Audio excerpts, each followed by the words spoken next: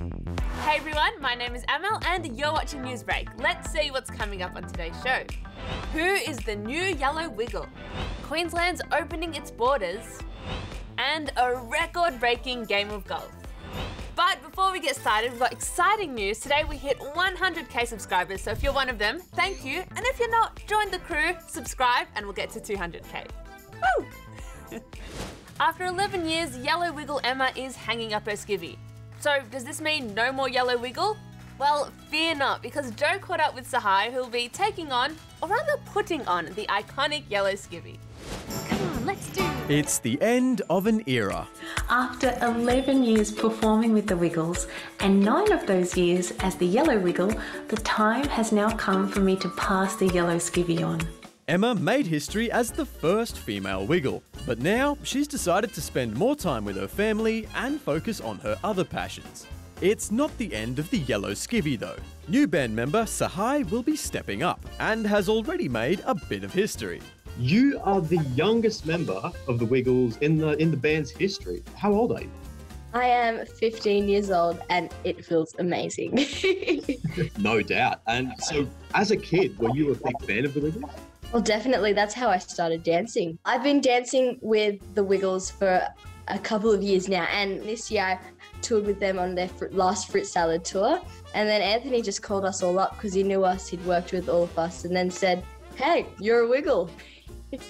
I'm really excited to have this opportunity, and I'm really excited to see all the little ones watching me up on stage and seeing them dance and sing along just as I did. Do you reckon the Wiggles needs another member by any chance? Because you're now stepping into Yellow Wiggle. There's a Red Wiggle spot.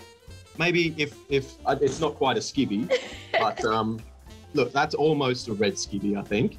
So do you think as my audition we could sing a bit of fruit salad together and maybe, you know, we could see if I could be a Wiggle?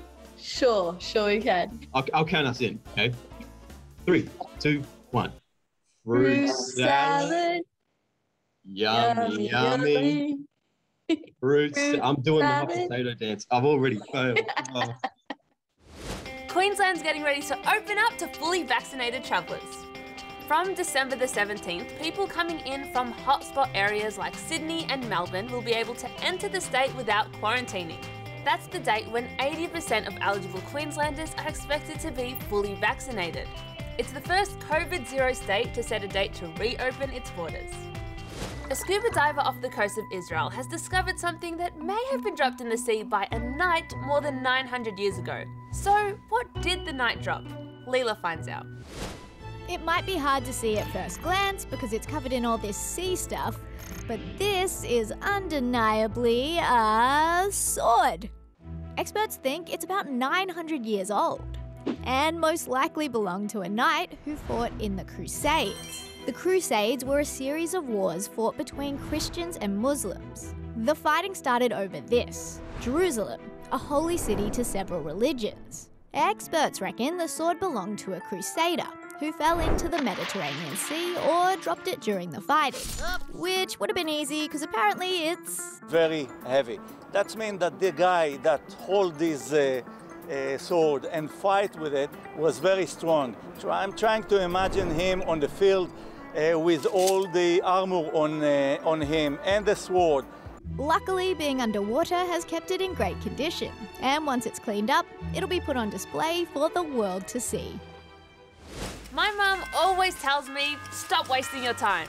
Which reminds me, it's time for our next segment. Time is of the essence. And go! These guys are on a mission to break the record for the fastest hole of golf by a team of 4. It took a few tries, but they ended up doing a terrific job, breaking the old record by 3 seconds. Okay guys, that was a close one. We've reviewed the footage, and with a time of 24.75, that's a new Guinness World Record! Let's go! Now this is a flame that will be lit for a long time. Before every Olympic Games, they light the torch in Greece, the birthplace of the Olympics, and then relay the flame all the way to the Games. Now, the flame will begin its long journey to Beijing for the 2022 Winter Games.